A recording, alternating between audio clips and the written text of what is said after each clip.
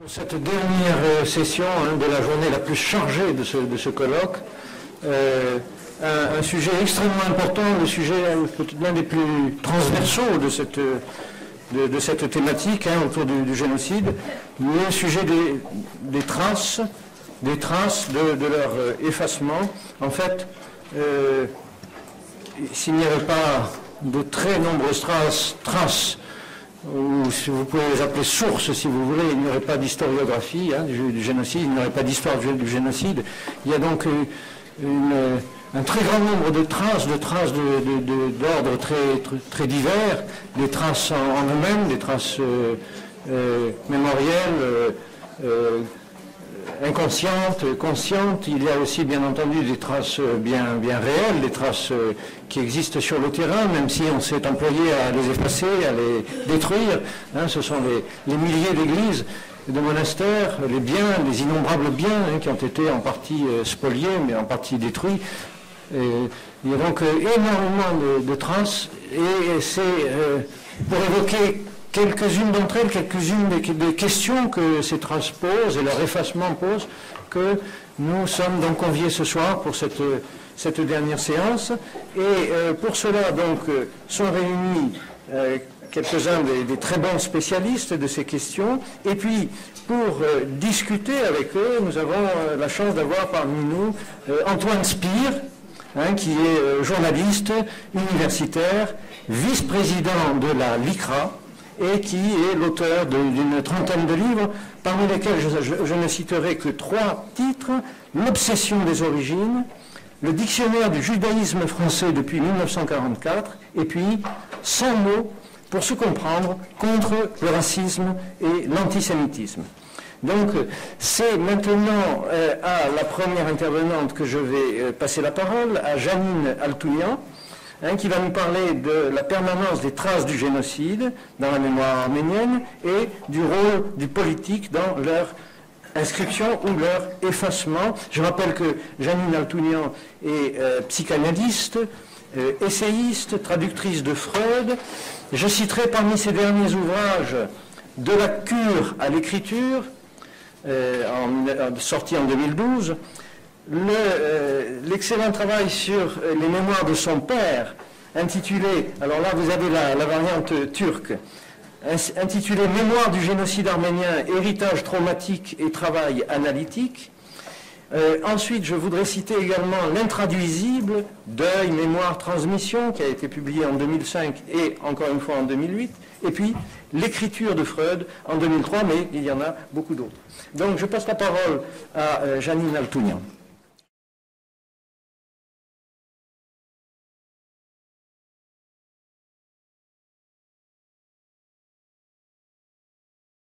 Alors, s'il m'est difficile, dans un colloque constitué majoritairement d'historiens, d'intervenir à partir de mon champ de travail sur les traces du génocide de 1915 dans la vie psychique des descendants de survivants, j'y suis néanmoins encouragée par le nombre croissant de jeunes Arméniens, qui sont plutôt de jeunes Arméniennes, que je rencontre par exemple dans les colloques universitaires de littérature, témoignages des crimes de masse, de philosophie politique ou de psychanalyse portant sur les traumatismes socio-historiques.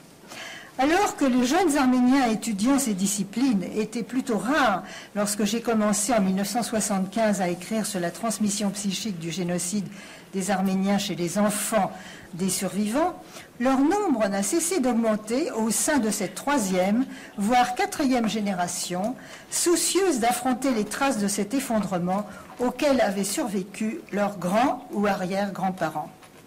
Leur investissement produisant différents travaux de recherche en maîtrise ou en thèse sur les effets psychiques d'une histoire collective violente, ce qui m'a toujours surprise, c'est que ces jeunes chercheurs, dont la motivation était bien souvent le silence de la génération précédente, témoignaient tous des formes et des contenus d'une transmission traumatique qui confirmait les hypothèses d'un travail que j'avais mené à mon époque en solitaire.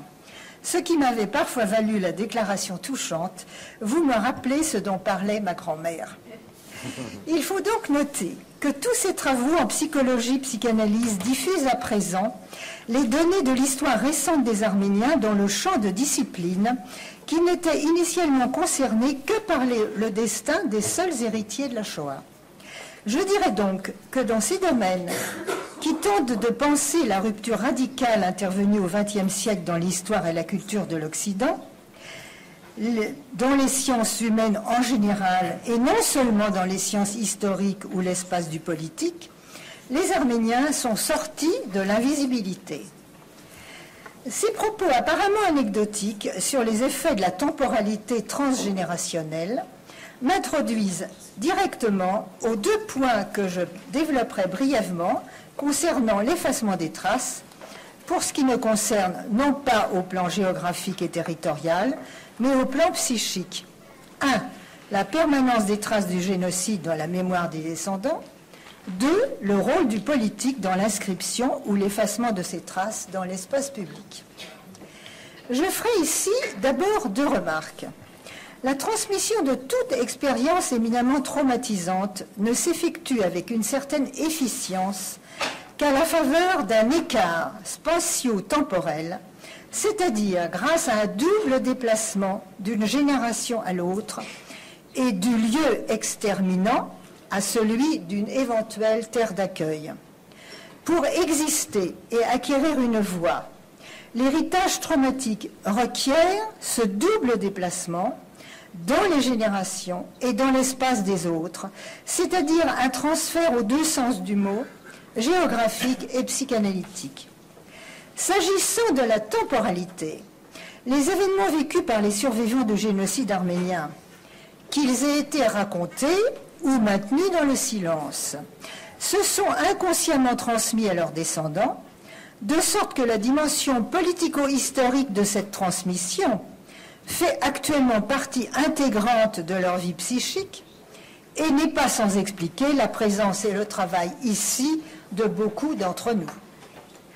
On trouve cette permanence des traces très clairement argumentée en de multiples passages du texte freudien, dont je citerai par exemple celui-ci. Il écrit « Si nous étudions les réactions au trauma, nous sommes très souvent surpris de trouver qu'elles ne s'en tiennent pas strictement à ce qui a été réellement vécu par l'individu lui-même, mais s'en éloignent au contraire du fait de leur relation à l'expérience de vie des générations antérieures. L'héritage archaïque de l'être humain n'englobe pas seulement des dispositions, mais aussi des traces mnésiques concernant l'expérience de vie de générations antérieures. » Fin de citation. Mais inversement, si les porteurs de ces traces parviennent à les inscrire dans l'espace public, comme aujourd'hui par exemple, celles-ci deviennent culturellement et politiquement créatrices en acquérant de la visibilité parmi les référents institutionnels du champ social des pays dont les Arméniens sont devenus citoyens. Cette accession à la visibilité est d'ailleurs à prendre à la lettre. Les monuments commémoratifs revêtent notamment la fonction d'une prothèse qui représente une instance tierce, objectivable, sur laquelle peut s'étayer l'expérience subjective des traces de l'héritage. Paul Ricoeur, fidèle à la pensée de Maurice Halbwachs, fait entrer la mémoire dans la sphère publique. On ne se souvient jamais seul, écrit-il. Se souvenir, c'est pour un individu reconstruire son passé à partir des cadres sociaux. Comme l'explique encore le psychanalyste K.S., je le cite, « S'il est vrai que le traumatisme subi dans les catastrophes sociales détruit le lien social et la continuité de soi, et que, suprême désastre, il rend ses victimes étrangères à une histoire qu'ils ne peuvent pas s'approprier, l'urgence est de substituer au silence de l'expérience irreprésentable la remémoration, car le drame catastrophique reste en défaut d'énoncé. Seule alors la mémoire externe, le mémorial collectif, peut protéger contre la résurgence de l'horreur et ouvrir quelques appuis pour dire, avec des mots d'emprunt, quelque chose de la vérité. » Fin de citation. Par contre, si les conditions politiques ne permettent pas que cette transmission s'inscrive librement dans l'espace public, ces traces demeurent dans l'effacement ou l'encryptage, comme c'est le cas dans la Turquie actuelle, hantée alors par ce que Guillaume Perrier et leurs marchands appellent le fantôme arménien. Il est intéressant ici de constater que le titre de leur livre, La Turquie et le fantôme arménien, attribue à l'espace géographique et politique d'un pays un symptôme pathologique que les psychanalystes situent dans l'espace psychique d'un patient, soit la présence d'une sorte de fantôme d'ancêtre qui anime à son insu les affects et les actes du patient à la place d'un contenu enfoui qui ne peut accéder à la représentation en mots. Alors après cette introduction, j'aborderai la question de la permanence des traces du génocide en caractérisant d'abord la temporalité subjective des héritiers des survivants au moment de ce centenaire par ces mots de Gérard Chaliand que vous avez entendu hier, « Maintenant que tout le monde est mort ». Nous pouvons encore reprendre à notre compte ces lignes qu'il écrivait en 2003. « Je suis bon gré mal gré, héritier d'un peuple massacré, d'un pays à peu près aboli sur les cartes.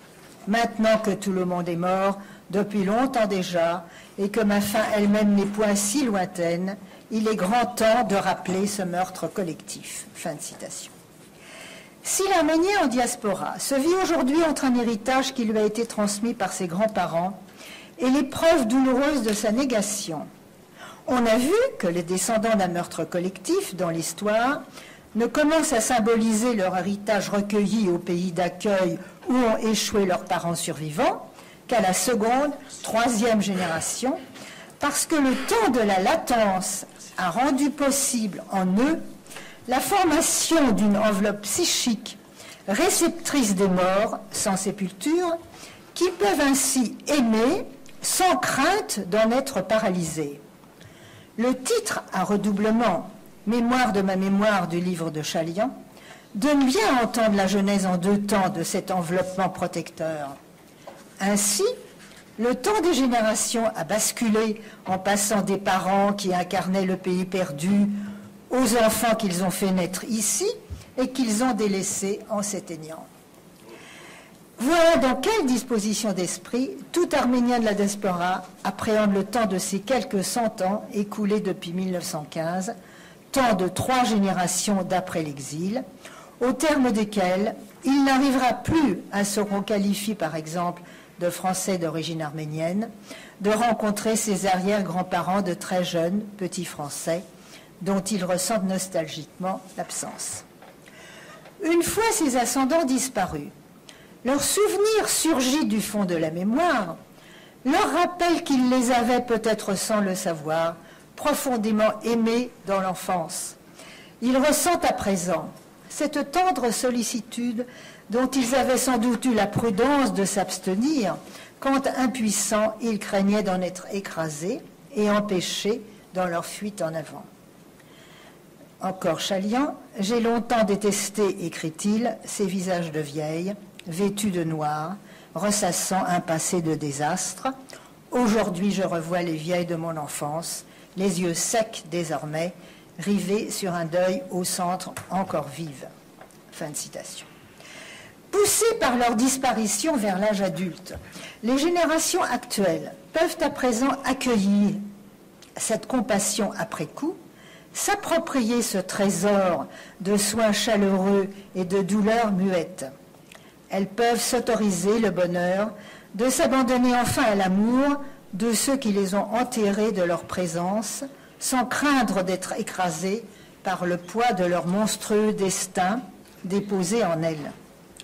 Si l'évitement a constitué parfois pour beaucoup d'héritiers le premier rapport à ce legs explosif, s'ils crurent pouvoir construire leur vie dans la positivité d'un départ à zéro, la transmission inconsciente ne permet guère l'oubli. Comme l'explique justement l'analyste K.S., c'est à partir de ce qui est non seulement faille et manque que s'organise la transmission, mais à partir de ce qui n'est pas advenu, ce qui est absence d'inscription et de représentation, ou de ce qui, sur le mode de l'encryptage, est en stase sans être inscrit. Fin de citation.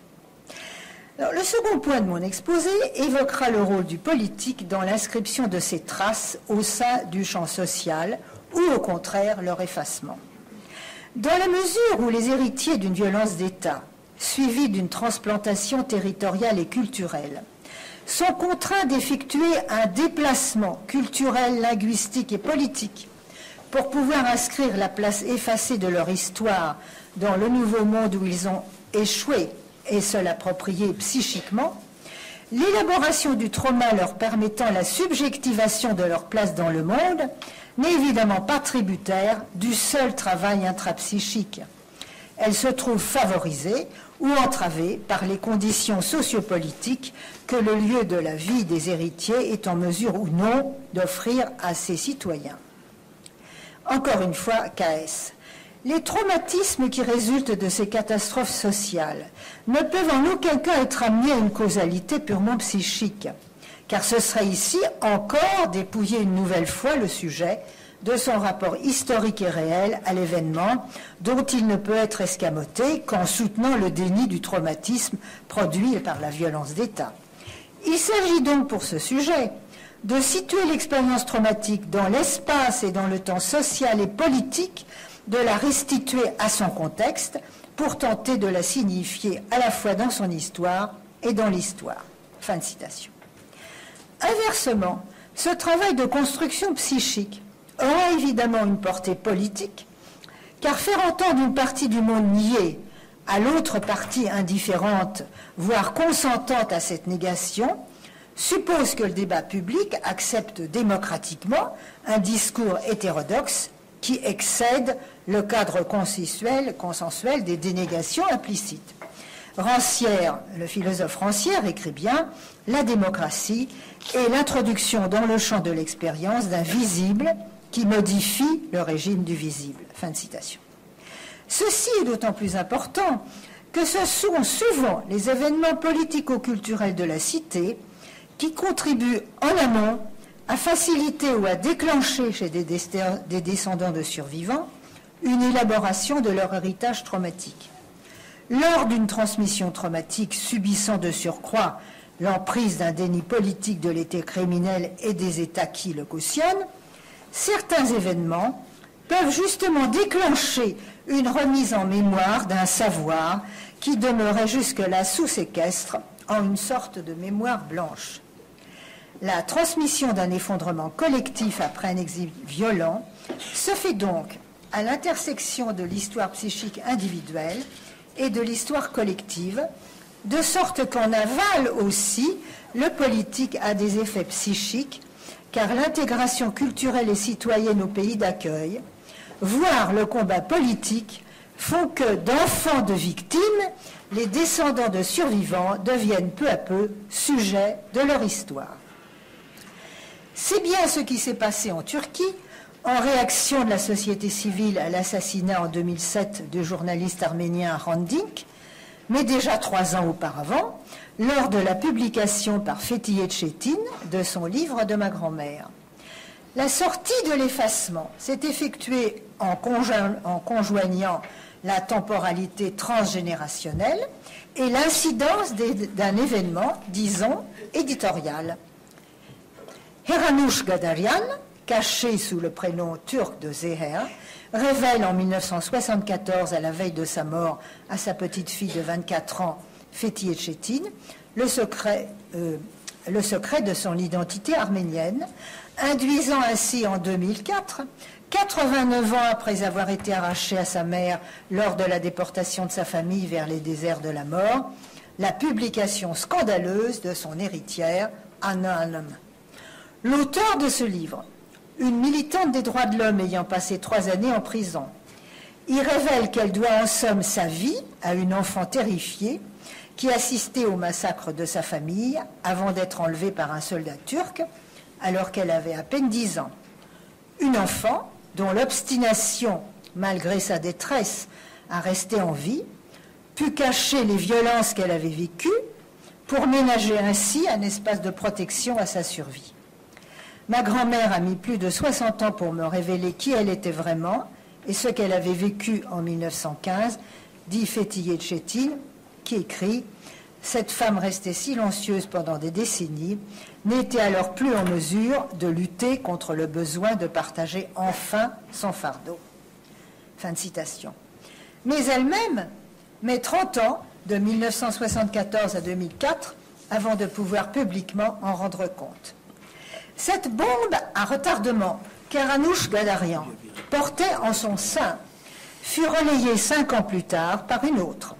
La première livraison au public par cette avocate de renom du secret de sa grand-mère fit en effet peu à peu affluer des témoignages de nombreux descendants d'une semblable aïeule emblématique qui amenèrent Fétillier, associé à l'anthropologue Aysegul Altiné que nous avons parmi nous, à les recueillir en 2009 dans le titre, cette fois, des petits-enfants Torunlar. Les Français d'origine arménienne purent y avoir accès dans leurs traductions respectives en 2006 et 2011. Tous ces récits étaient en train d'ébranler la vision d'une identité nationale se basant jusque-là en Turquie sur la race ou l'ethnie. Ces hommes et femmes de Turquie, découvrant que leur grand-mère ou leur grand-père était arménien, devaient donner un sens aux traces condamnées jusqu'alors à la clandestinité qu'ils portaient en eux et se réapproprier une ascendance effacée. Non seulement la grand-mère Zeher de Fétillier Tchétine révèle sur ses vieux jours à sa petite-fille qu'elle est en fait Aranouche Gadarian, mais elle incite donc par son aveu libérateur tous les autres petits-enfants à se libérer eux-mêmes d'un tel secret ghettoisant. Libération dont elle devient en somme, par le truchement de sa petite-fille, l'agent provocateur. Elle a ainsi le pouvoir, par les mises en récit analogues aux siens qu'elle induit, d'amener ses contemporains à s'affranchir quelque peu d'une dette envers la vie qui leur a été coûteusement transmise. Elle accomplit par là un acte d'une extraordinaire puissance symbolique. Ma conclusion fournira ainsi une conception, si je puis dire, optimiste de la transmission inconsciente qui fait écrire à René Caès « Rien ne peut être aboli, qui n'apparaisse quelques générations après, comme signe même de ce qui n'a pu être transmis dans l'ordre symbolique. La lettre parvient toujours à son destinataire, même s'il n'a pas été constitué comme tel par le destinateur. La trace suit son chemin à travers les autres, jusqu'à ce qu'un destinataire se reconnaisse comme tel. » Merci. Je passe tout de suite la parole à Dikran Kouimjan, que tout le monde connaît, un grand arménologue, historien d'art, professeur émérite de l'Université d'État de Californie à Fresno, auteur de très nombreuses et très importantes, c'est un historien d'art qui parle, très importantes études couvrant tous les aspects de l'art arménien. Vous savez, bien sûr, et je suis sûr que vous-même en avez profité, combien a été très précieux son travail sur les arts, The Arts of Armenia, qui a été publié à Lisbonne en 92, et qui a été l'un des premiers à être accessible en ligne. Hein, c'est très, très précieux. Parmi ces derniers livres, je citerai celui que nous avons fait ensemble sur Artsakh, Jardin des arts et des traditions arméniens, en 2011. Et puis, je ne peux pas ne pas citer, bien sûr, le monument, l'album de paléographie arménienne qu'il avait rédigé avec Michael Stone et Henning Lehmann en 2002. Mais voilà, j'ai trop parlé. Parole à Dikran.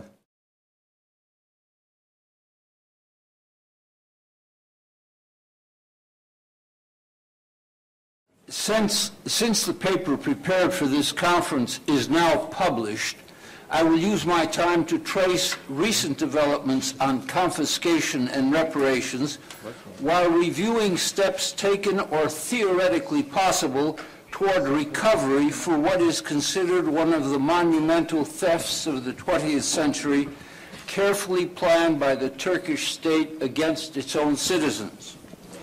In April 1915, Armenians were exiled. They were allowed to take very few personal possessions with them. Homes, households, shops, businesses, factories, land, or other immovable possessions, including bank accounts, were carefully recorded for their return after the war crisis, when the Armenians would be allowed to recover homes and belongings. The return never really happened. After the war, there was a brief moment of coming back, but a chaotic, resentful, and in an impermanent manner. All seized property was finally sequestered, and laws were passed to deny return to the owners or their heirs. Property ownership records are inaccessible today because the government claims revealing their contents would endanger national security. Such total restriction on recovering abandoned properties, so-called abandoned properties, was inevitable, since already during seizure and exile, local and national authorities allowed Muslim refugees, victims of the Balkan Wars and from the Caucasus, to occupy and eventually own Armenian homes and property, thus effectively ending a program of sequestration and replacing it with outright confiscation. Simultaneously, there was a plan of destruction and conversion of Armenian property, primarily churches or other cult buildings, but also community property. The destruction continued even after the population was eliminated. That is, the physical genocide had been accomplished. In order to remove visible signs of the Armenians, under the dictum that destroying cultural vestiges kills the memory of former inhabitants and their history. Churches remained unused because there were no longer any faithful, and so allowed to deteriorate and ultimately vanish.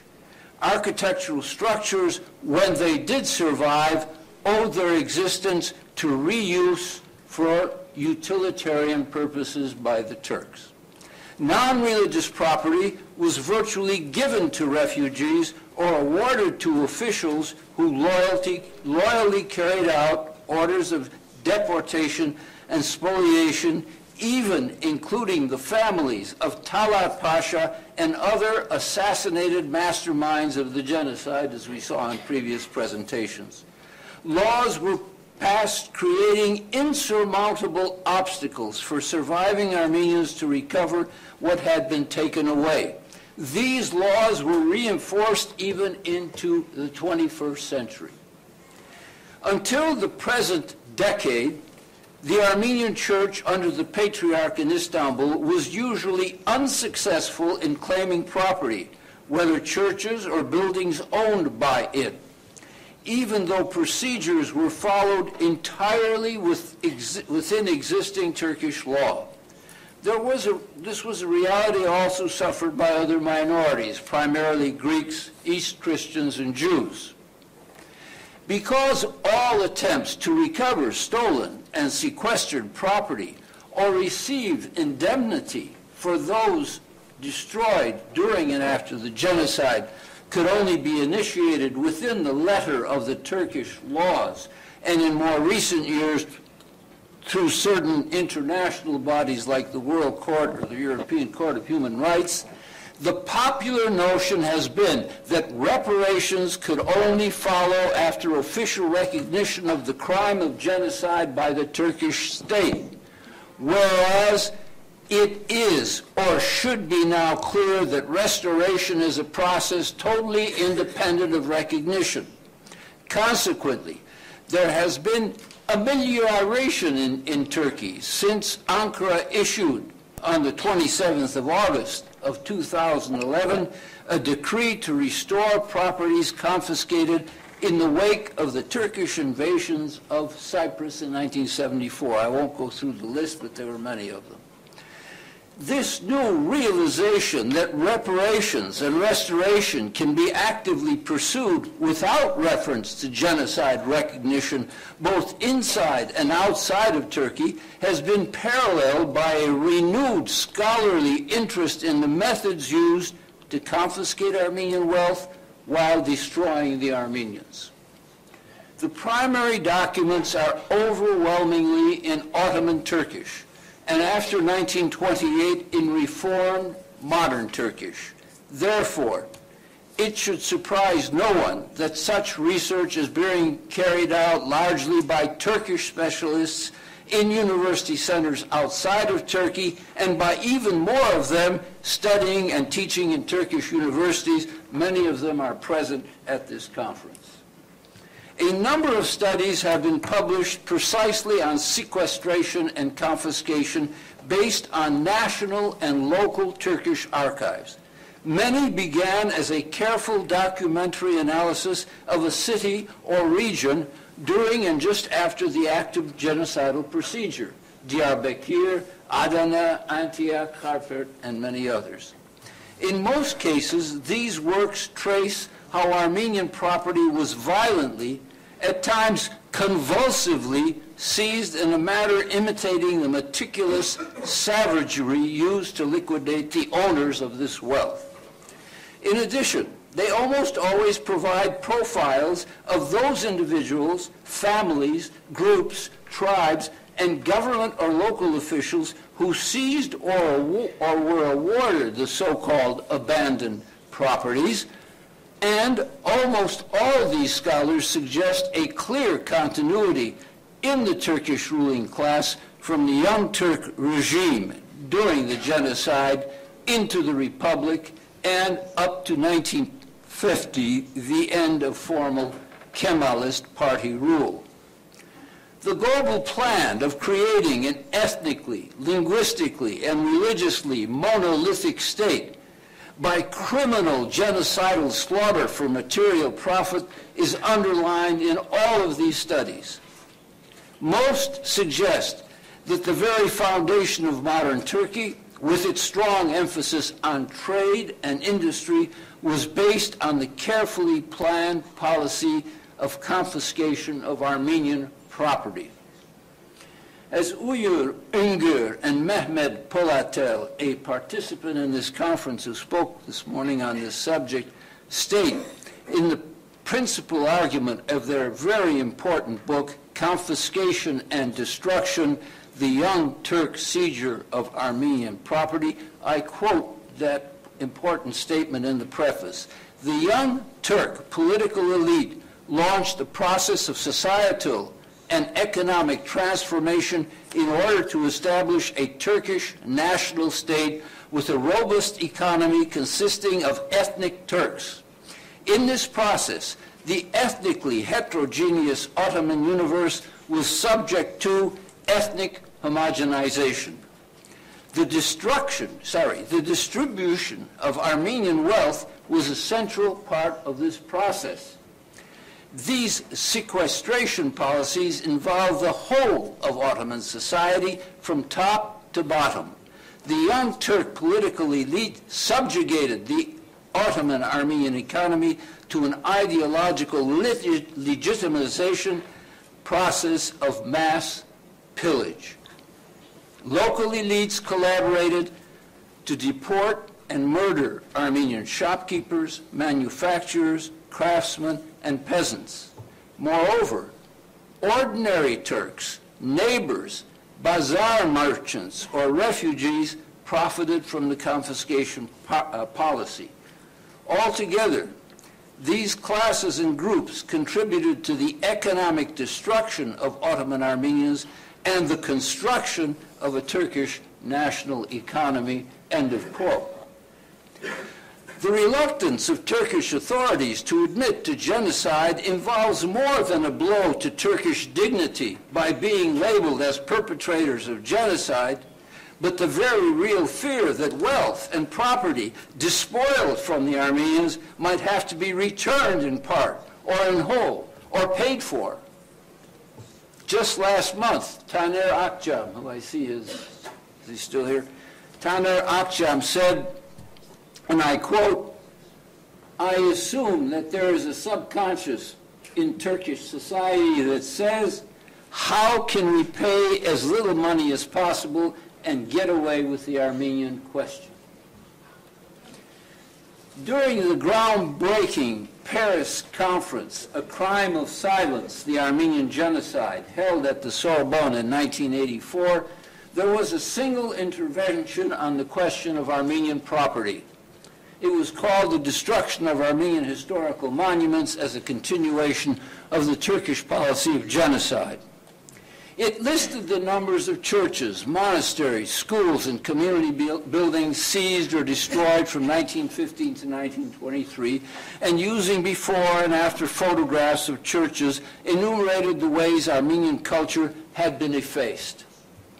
The effort to record and all destroyed and all surviving monuments, of course, continues, and continues aggressively with such projects as Armeniaka, spearheaded by Raymond Kevorkian and Patrick Donabedian, and now housed in Yerevan.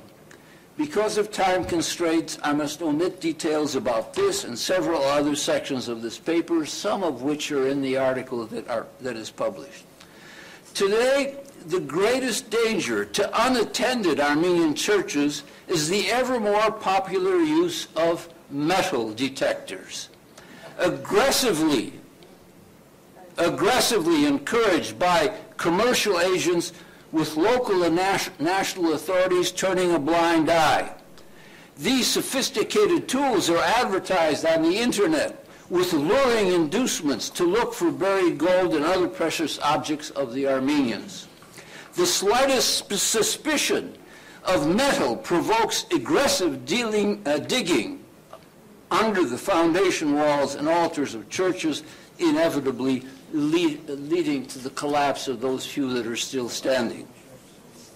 I quote from the 1984 tribunal, The Crime of Silence, quote, "The Turkish government has gone to great lengths to efface all trace of Armenian civilization on the historic lands. It consistently changed the names of towns, villages, and hamlets in the eastern provinces in the 1950s. Roughly 90% of historic Armenian names have disappeared. As Turkish historians continue to revise the past, newer generations of Armenians will be hard-pressed to find the localities inhabited by their ancestors." End of quote. Nevertheless, recently, there was 20 minutes here, I'm almost through. Nevertheless, recently, there have been local initiatives to rescind some name changes of towns and of whole areas. In Van, for instance, there have been 704 names reverted back to their former names, approved by the Van City Council. The so-called abandoned Armenian properties was from the beginning converted for municipal and commercial use. Already in May 1916, the Ministry of Interior ordered local authorities to determine which Armenian buildings were suitable for conversion. Almost instantly, towns were provided with prisons, police stations, government buildings, museums, libraries, mosques, factories, power stations, arms depots, city squares, parking lots, public toilets, warehouses, barns, garbage dumps, guest house, dormitories, all courtesy of liquidated Armenians. International law has established on more than one occasion that the principle that there is no statute of limitations in questions of crimes against humanity and genocide. The relevant laws and legal documentations have been collected in various reports. This tendency, being new and exclusively Turkish commerce and trade, kick-started by a deliberate seizing of Armenian property to create a wealth base for this new urban center economy, while at the same time providing in part the infrastructure of municipalities by the conversion of seized Armenian buildings. The documented profile of this cynically programmed effort toward the repair of this grand transfer of wealth through theft and slaughter comes. In conclusion, Among the many individuals and organizations spearheading the revitalized movement for reparations in the diaspora, there is one in the United States, the Armenian Genocide Study Group, and there's one in France called the Armenian Genocide International Repair Group. They both work very closely with the Legal Studies Group in Yerevan, headed by the President of the Constitutional Court. Both groups have produced detailed online studies. The question that was brought up earlier today in another panel about the value of Armenian seized properties and damages incurred during the genocide was part of one of the subcommissions of the Peace Conference in Paris. And their calculations were made on all kinds of things. Among those calculations, and this is my last point, was how much a dead person's life was worth. And the calculation was 5,000 French francs, which was equivalent to $1,015. The Armenian Group of Reparations has expanded that to $10,000 for a human being. And a new website this month in Yerevan called Armenian Genocide Losses 1915 has raised the value of Armenian property from 100 billion, according to the American group, to $3 trillion. But recent laws and recent rulings, for instance, in the United States by two ministries, the Ministry of Health and the Ministry of Security, and by insurance companies, now deem that the value of a life in a killing or a death or by loss is $1 million minimally and $6 million maximally. Now, with 1,100,000, the figure of the Paris document, the calculation is easy, and though I think trillions of dollars is a fantasy, the calculation makes it very easy without even putting the lands into question. Thank you very much. Merci beaucoup à Dikran Kerimjan pour cette présentation effectivement tout à fait différente de celle qui avait été initialement envisagée, mais non moins importante puisque c'est l'une, vous savez, des grandes orientations que prend la réflexion aujourd'hui, sans marginaliser la revendication de reconnaissance. Cette idée de la voie vers les réparations, effectivement, commence à gagner du terrain. Merci beaucoup à Dikran.